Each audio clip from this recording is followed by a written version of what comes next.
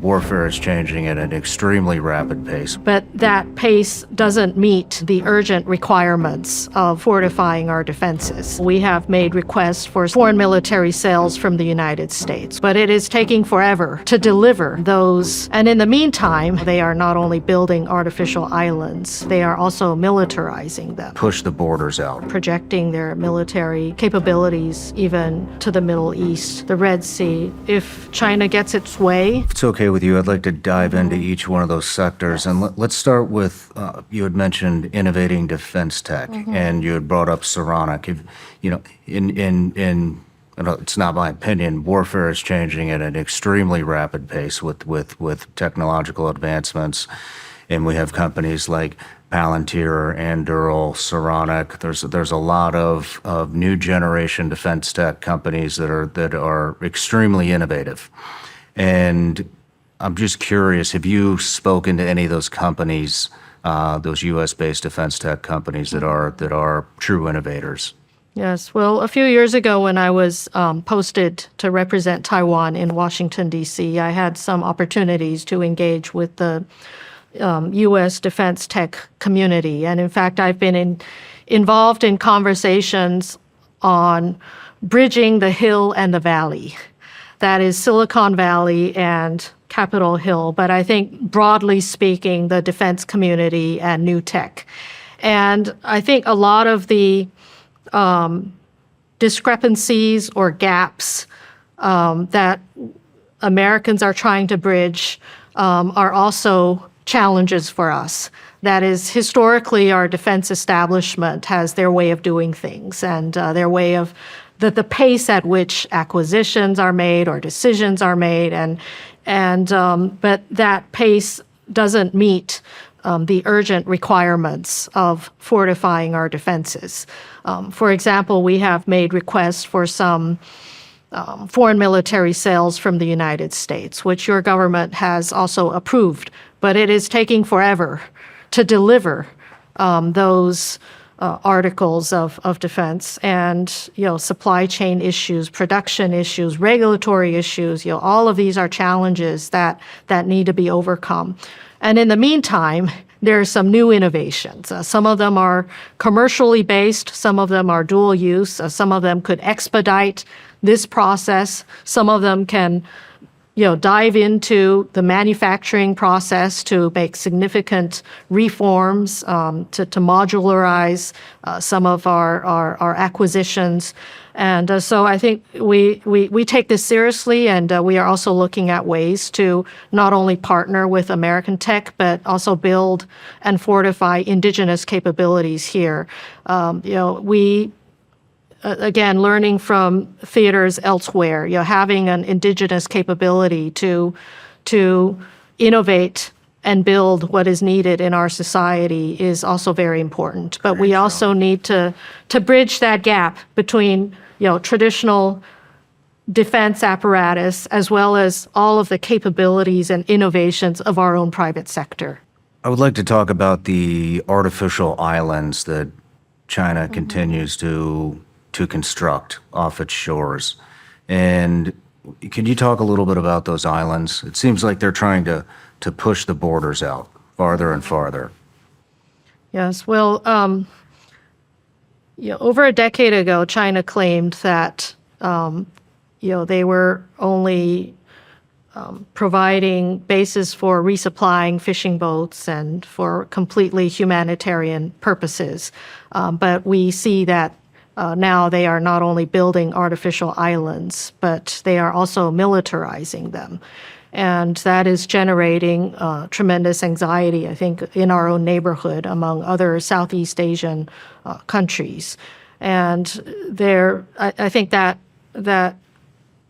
certainly demonstrates my point that their expansionist intentions are not limited to Taiwan. They have broader global ambitions in changing the rules-based order or the rules as we know it. And some of those rules involve the freedom of navigation. And freedom of navigation, again, is foundational to global trade, especially maritime trade. And so this is quite an alarming evolution. And,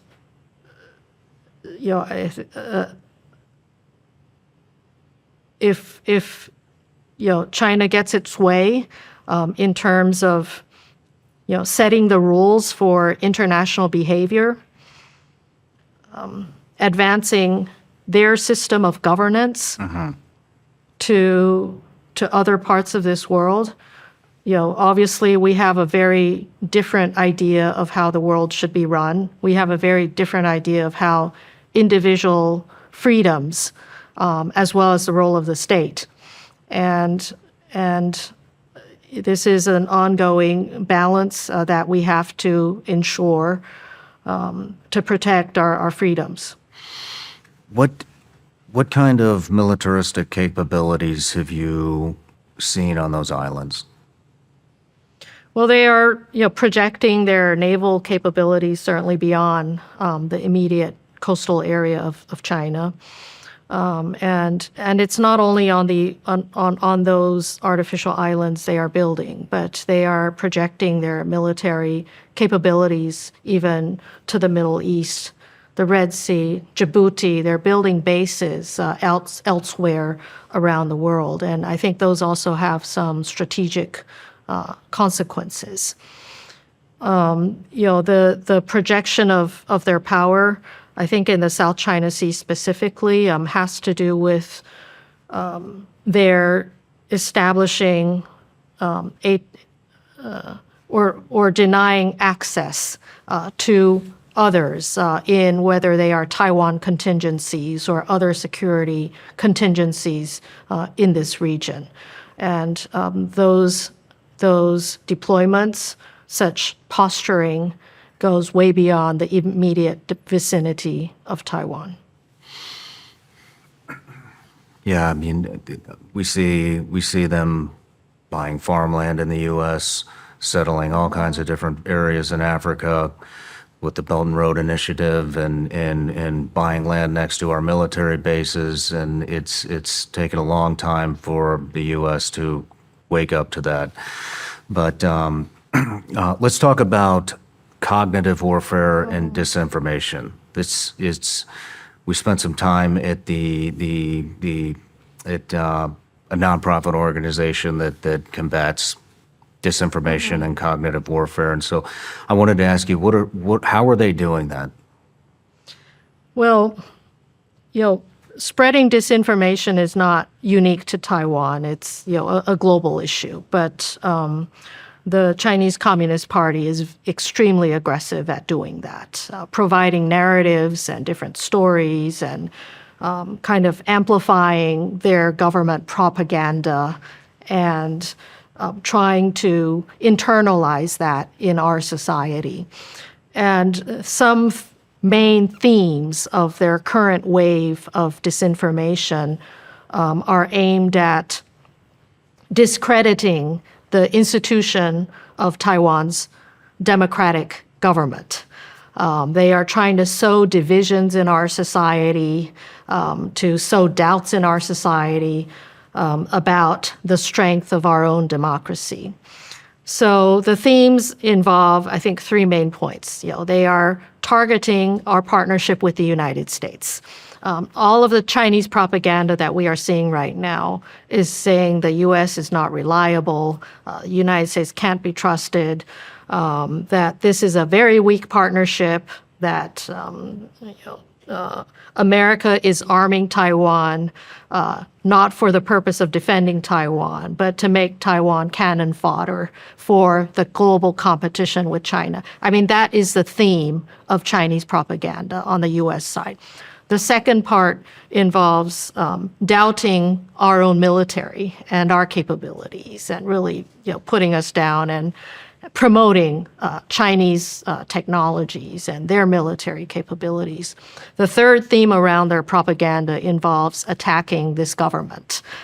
They have refused to dialogue diplomatically, but dialogue in a civil way with the democratically elected government of Taiwan, and instead chosen to sow disinformation, really attempting to not only discredit, but to attack the legitimacy of this government.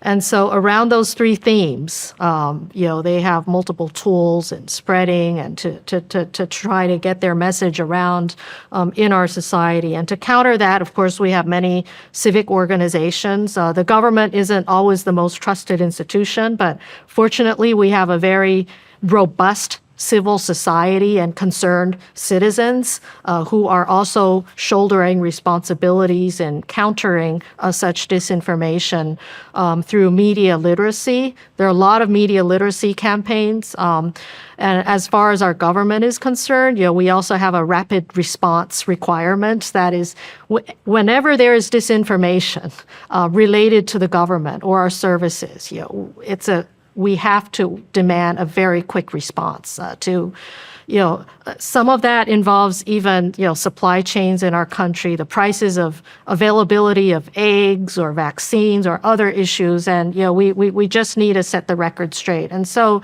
having mechanisms in which we can quickly respond to such disinformation, but also educating and empowering our citizens to be much more critical of the propaganda they see at face value, and to be much more literate in analyzing and dissecting information. I think all of that is also very important and ongoing. No matter where you're watching Sean Ryan Show from, if you get anything out of this, please like, comment, subscribe, and most importantly, share this everywhere you possibly can. And if you're feeling extra generous, please leave us a review on Apple and Spotify podcasts.